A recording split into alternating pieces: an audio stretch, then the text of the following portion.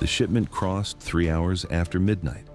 47 kilograms of fentanyl powder, vacuum-sealed inside modified fuel tanks, rolled through a commercial checkpoint on Interstate 10 just west of El Paso. The truck blended into the flow of legitimate freight. The driver had paperwork for industrial machine parts bound for Phoenix. Behind the manifests, behind the invoicing records, behind the corporate shell company registered in Nevada, there was a distribution network waiting. The crossing was not random. It followed 3 weeks of preparation. The logistics coordinator in Culiacan had arranged driver rotations, fuel stop locations, and timing sequences designed to avoid patterns that trigger interdiction flags. The truck's maintenance records were current. Insurance documentation was legitimate. The driver had a clean commercial license with no violations. Every detail was engineered to pass scrutiny. But the operation had been compromised 11 days earlier.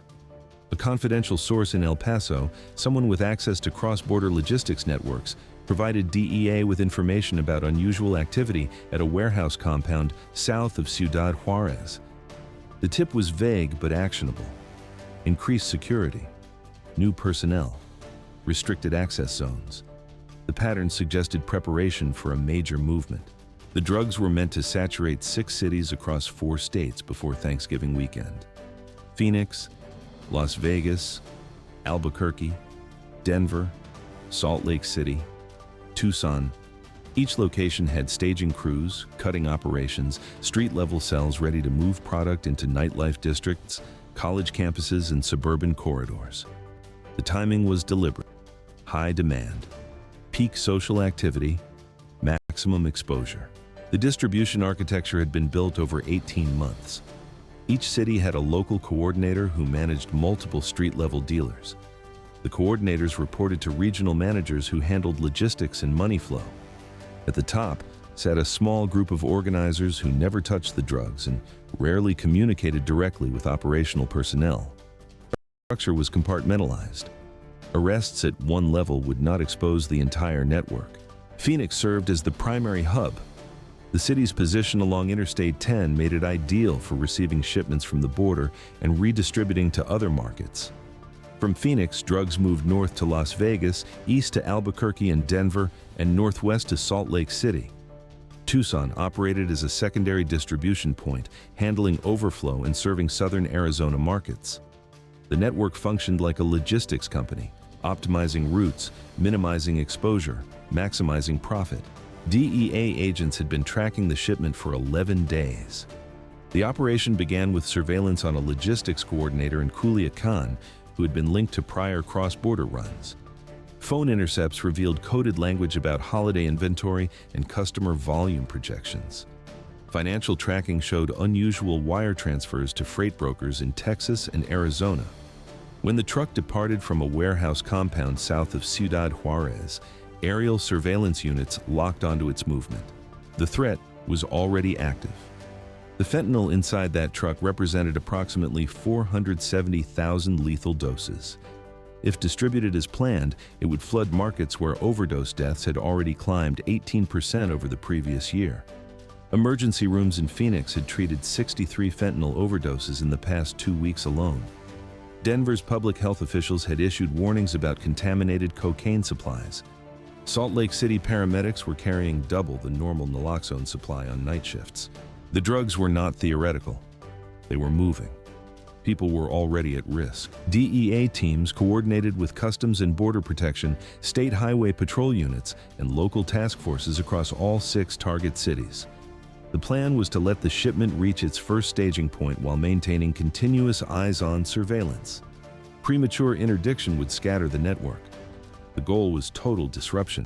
The truck continued north through New Mexico, maintaining legal speeds, stopping only for fuel and mandated rest breaks. Driver rotations occurred at pre-planned intervals. The operation showed discipline. These were not amateur couriers. The logistics reflected experience, institutional knowledge, and resources. Agents identified the Phoenix staging location 72 hours before the planned distribution push. It was a climate-controlled storage facility near Sky Harbor Airport, registered under a business name tied to event equipment rentals. The unit had been leased 6 months prior. Financial records showed steady monthly payments. On paper, everything looked legitimate. Surveillance teams documented personnel entering and exiting the facility. They logged license plates, traced vehicle registrations, and cross-referenced names against existing databases. The network extended beyond expected parameters. 3 individuals had ties to distribution cells in Las Vegas. 2 others had prior arrests for trafficking in Southern California. One name flagged an outstanding warrant in Colorado. The human cost was becoming visible. In the 11 days since DEA began tracking this operation, 17 people had died from fentanyl overdoses across the 6 target cities. 9 of those deaths involved victims under 25 years old. 4 were college students. 2 were high school seniors. The drugs already circulating were killing people. The incoming shipment would multiply that toll. Phoenix paramedics responded to 4 overdose calls on a single Friday night. 2 victims survived after receiving multiple doses of naloxone. 1 was pronounced dead at the scene. The 4th remained in intensive care, brain function uncertain. Toxicology reports later confirmed fentanyl concentrations 30 times stronger than heroin. The deceased victim was a 23-year-old construction worker. He had been celebrating a friend's birthday at a bar in Tempe. Someone offered him what was described as cocaine. He collapsed in the parking lot 16 minutes later. Paramedics administered naloxone 4 times without response. By the time they reached the emergency room, he had been without oxygen for too long. His family made the decision to remove life support 2 days later. The patient in intensive care was a college student at Arizona State University. She had taken what she believed was Percocet for chronic pain from a car accident 6 months earlier. The pill was counterfeit, pressed with fentanyl in someone's apartment using a pill press ordered online. She was found unresponsive in her dorm room by her roommate. Naloxone saved her life, but the extended period without oxygen caused brain damage. Doctors could not predict if she would recover cognitive function. In Denver, a mother found her 19-year-old son unresponsive in his apartment. He had been home from college for fall break. Friends said he thought he was taking oxycodone for back pain after a sports injury. The pills were counterfeit, pressed with fentanyl. He died before the ambulance arrived. The mother had spoken to him on the phone 3 hours before she found him. He sounded normal. He mentioned homework he needed to finish. He talked about Thanksgiving plans. She told him she loved him. Those were the last words they exchanged. When she arrived at his apartment to pick him up for dinner, she used her spare key to enter. He was on the couch, not breathing. She called 911 and started CPR following the dispatcher's instructions. She continued for 9 minutes until paramedics arrived. They worked for another 18 minutes. Nothing changed. The medical examiner later determined he had likely been dead for at least an hour before she found him. The pills had been purchased from someone he met through social media. The transaction happened in a coffee shop parking lot. He paid $40 for 5 pills. He took 1. It killed him. The remaining 4 pills were found in his backpack. Laboratory analysis showed each pill contained enough fentanyl to be lethal. If he had taken 2 pills, he would have died faster. If his roommate had taken 1, there would have been 2 deaths. Las Vegas emergency rooms treated 11 overdoses over a single weekend. 6 patients required intubation. Hospital staff described the surge as unprecedented. Toxicology patterns showed fentanyl mixed with cocaine, methamphetamine, and counterfeit prescription pills. The common thread was supply origin. Chemical analysis suggested a centralized production source. University Medical Center received 5 of those cases within a 4-hour window on Saturday night. The emergency department had to activate surge protocols. Additional staff were called in. Naloxone supplies were depleted and required emergency resupply from regional stockpiles. 2 patients arrived in cardiac arrest. 1 was revived after 32 minutes of resuscitation. The other could not be saved. The survivors faced difficult recoveries. 3 required mechanical ventilation for respiratory failure. 1 developed aspiration pneumonia from vomit inhaled while unconscious. Another experienced kidney failure from extended hypoxia. Hospital stays ranged from 3 days to 2 weeks. Medical bills would total hundreds of thousands of dollars. Some patients had insurance, others did not. One victim was a tourist from Minnesota celebrating his 30th birthday. He had never used drugs before. At a nightclub, someone offered him what was described as Molly, common slang for MDMA. He took it. 40 minutes later, he collapsed on the dance floor. Security called paramedics. He survived because the club had naloxone on hand, and security staff had been trained to recognize overdose symptoms. The pill he took was not MDMA. It was fentanyl pressed to look like MDMA. He had no way to know. DEA chemists examined samples seized in prior operations. The fentanyl showed consistent manufacturing signatures. Purity levels, cutting agents, and trace compounds matched patterns seen in shipments traced to labs operating south of the border. The network was supplying multiple markets with product from the same production pipeline. The shipment reached Phoenix on a Tuesday afternoon. The truck parked at the storage facility. 2 individuals unloaded cargo into Unit 247. Surveillance teams documented the transfer. Inside, the fentanyl would be cut, repackaged, and divided into smaller quantities for distribution. The timeline called for processing to begin immediately, with street-level delivery starting within 48 hours. That timeline aligned with the start of Thanksgiving weekend. Universities were releasing students for holiday break. Social gatherings would spike. Nightlife activity would intensify. Demand for recreational substances would increase. The network planned to flood markets during peak exposure windows. DEA analysts projected the potential casualty range if the shipment reached consumers. 47 kilograms of fentanyl, even after cutting and dilution, could produce doses that would kill between 3,000 and 5,000 people. That figure assumed average potency and typical consumption patterns. If distributed in concentrated forms or mixed with other substances, the death toll could exceed projections. The number was not hypothetical. It represented emergency room visits, overdose calls, families receiving notifications, funerals, grief. It represented preventable deaths that would occur within days if the drugs entered circulation. Coordination meetings intensified. Federal, state, and local agencies synchronized takedown plans. Timing was critical. The operation needed to neutralize the Phoenix staging point while simultaneously executing warrants in Las Vegas, Albuquerque, Denver, Salt Lake City, and Tucson. Fragmentary disruption would allow portions of the network to adapt and relocate. The strike needed to be comprehensive. The Operational Command Center was established in Phoenix. DEA special agents coordinated with FBI task force members, state narcotics officers, and local SWAT teams. Each target location required separate tactical planning. Building layouts were analyzed. Surveillance footage was reviewed. Entry points were identified. Risk assessments were conducted. Legal preparations ran parallel to tactical planning. Federal prosecutors worked with DEA agents to finalize warrant applications. Affidavits documenting surveillance findings, phone intercepts, and financial evidence were submitted to federal magistrate judges across multiple jurisdictions. All warrants needed to be approved and ready for simultaneous execution. A single delayed warrant could compromise the entire operation. Communication protocols were established. Each tactical team would operate on encrypted channels. A central coordination hub would monitor all teams in real time. The execution window was set for early Thursday morning before sunrise, when target locations would have minimal activity and surrounding areas would have fewer civilians. Intelligence analysts prepared briefing packets for each team.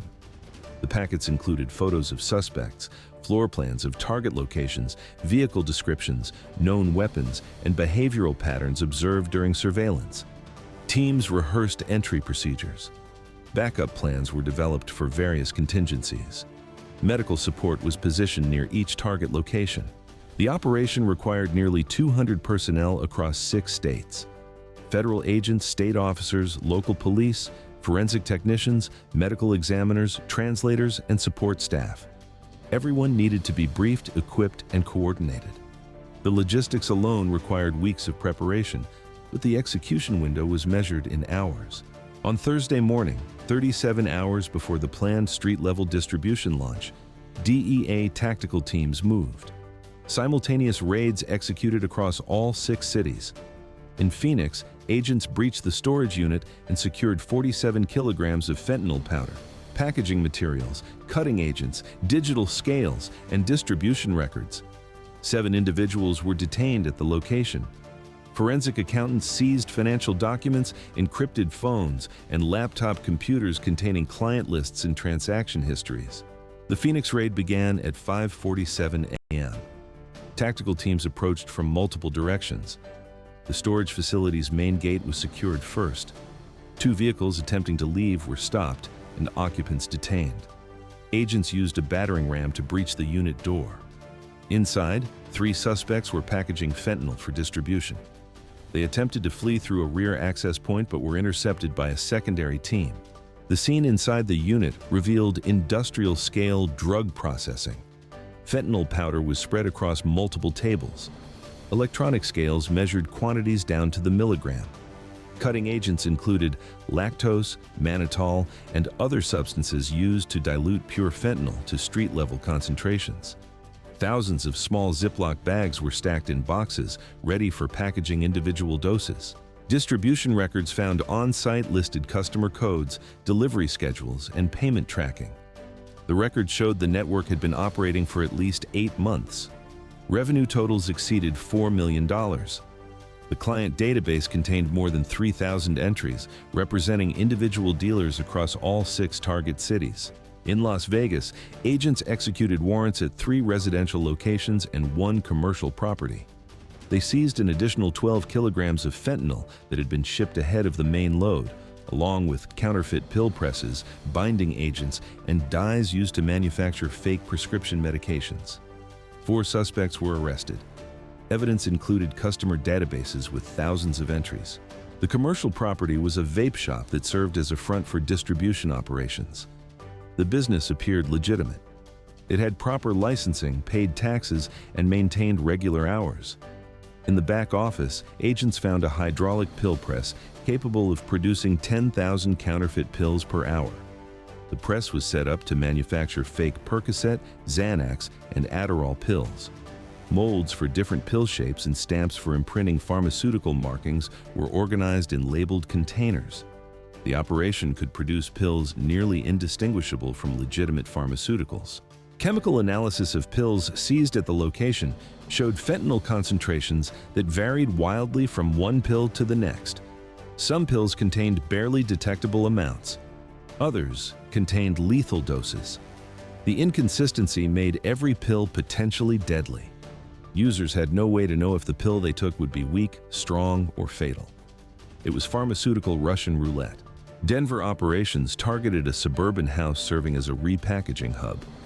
Agents recovered 8 kilograms of fentanyl, distribution records, and cash totaling $214,000. 3 arrests. Surveillance footage showed the property receiving shipments from Phoenix couriers on 2 prior occasions. The house was located in a quiet residential neighborhood. Neighbors reported no suspicious activity. The property was rented under a corporate name. Utilities were paid on time. Landscaping was maintained. Nothing suggested criminal operations. The mundane facade was intentional. The network specifically chose locations that would not attract attention. Inside, the house functioned as a distribution center. The garage had been converted into a packaging facility. Ventilation systems were installed to manage fentanyl powder in the air, which is toxic even in small quantities. Workers wore respirator masks and gloves. The operation showed awareness of the drug's lethality, yet they continued processing it for sale to unknowing customers. Digital evidence recovered from the location included text message threads coordinating deliveries, payment confirmations via cryptocurrency wallets, and customer complaints about product quality. Some messages discussed overdose deaths linked to their product. The tone was pragmatic, not remorseful. Deaths were treated as business problems that might affect future sales, not as human tragedies. Albuquerque, Salt Lake City, and Tucson raids netted an additional 9 individuals and smaller quantities of drugs, weapons, and cash. The network's infrastructure collapsed within a 6-hour window. The immediate impact was measurable. Overdose deaths in Phoenix dropped by 43% in the 2 weeks following the takedown. Emergency room visits for fentanyl-related incidents declined across all 6 target cities. Public health officials noted the correlation. DEA briefings confirmed that the seized shipment represented the primary supply line for those markets. In Las Vegas, hospital emergency departments that had been treating an average of 6 fentanyl overdoses per night saw that number drop to 2 per night within 72 hours of the raids. The reduction was statistically significant. Medical staff noticed the change immediately. Naloxone usage declined. ICU beds occupied by overdose patients decreased. The data was unambiguous. Phoenix Poison Control Centers logged a 51% decrease in fentanyl exposure calls during the 3 weeks following the operation. Paramedics in Denver reported fewer overdose responses. Salt Lake City Emergency Medical Services noted longer intervals between fentanyl-related calls. Albuquerque hospitals discharged overdose patients at higher rates because incoming cases declined. The correlation was clear, but the crisis had not ended. Other networks continued operating. Different supply chains remained active. Demand persisted. The reduction in overdoses reflected the disruption of one specific pipeline, not the elimination of the threat. Public health officials emphasized this reality. The temporary reprieve was significant, but not permanent. But the human cost already incurred was permanent.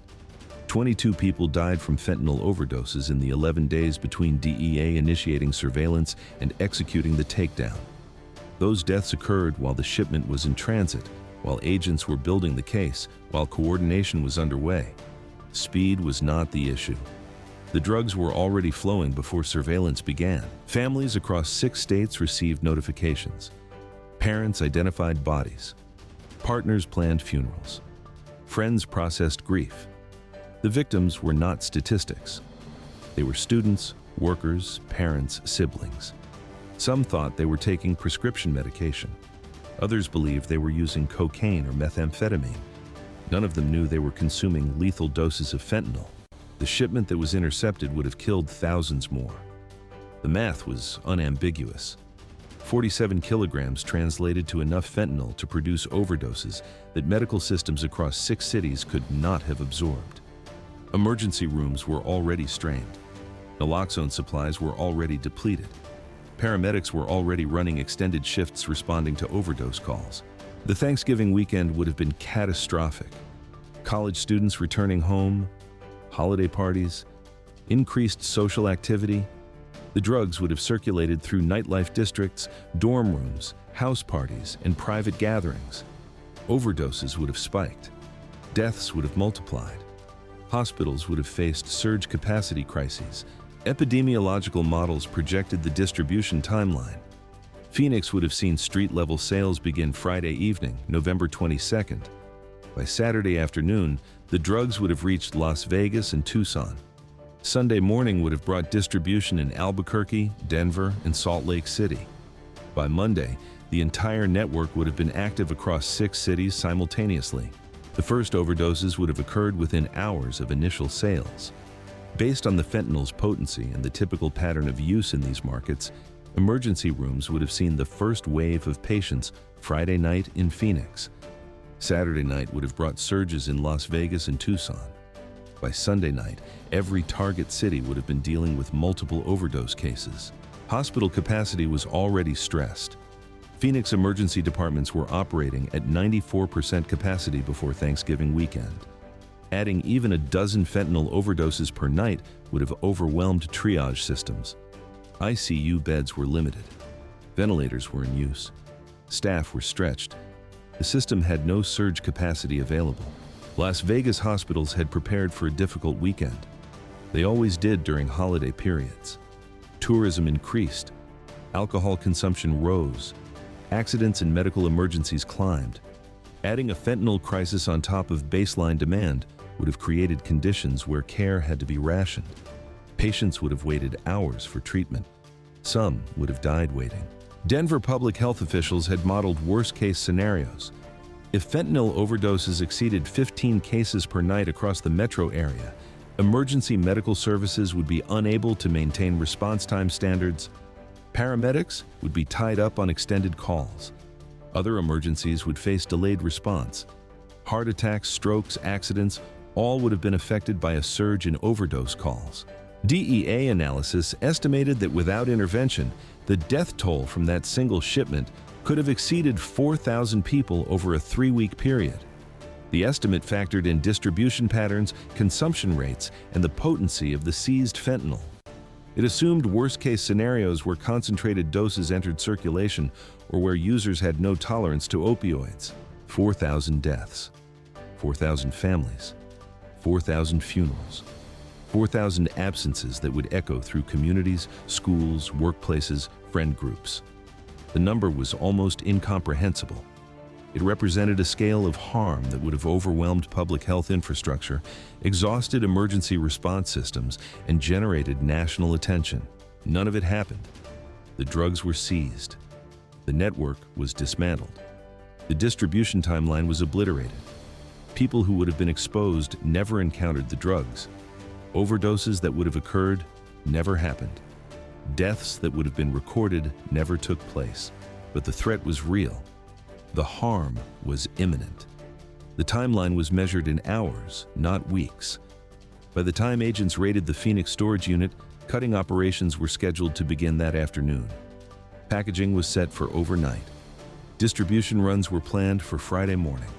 Street-level sales would have started by Friday evening, 37 hours. That was the margin. If the operation had been delayed, if coordination had faltered, if surveillance had lost track of the shipment, the drugs would have reached consumers. The first overdoses would have occurred within 24 hours of street-level release. Deaths would have followed within hours. Phoenix hospitals had already established surge protocols. Denver emergency services had activated overflow response teams. Las Vegas paramedics were on standby for what public health officials anticipated would be a difficult holiday weekend. They were preparing for a wave that did not come because the drugs never reached circulation. The absence of tragedy is difficult to measure. There are no headlines for deaths that did not occur, no memorials for victims who were never harmed, no grieving families for people who continued living unaware of how close they came to lethal exposure. The mathematics of prevention exist only in projections, estimates, and scenario models. But the evidence is unambiguous. 47 kilograms of fentanyl, enough for hundreds of thousands of lethal doses, was removed from circulation 37 hours before it would have flooded 6 cities during one of the highest-risk weekends of the year. The network planning that distribution is now dismantled. The logistics infrastructure is disrupted. The personnel are in custody. The drugs that were already killing people before this shipment arrived are still out there. The networks that operate parallel to the one that was taken down are still active. The demand that drives markets has not diminished. The crisis continues. But for the people who would have encountered this specific shipment during Thanksgiving weekend, harm was averted. They continued their lives unaware that they had been at risk, unaware that death had been scheduled, packaged, and routed toward them, unaware that intervention occurred in time. The work continues.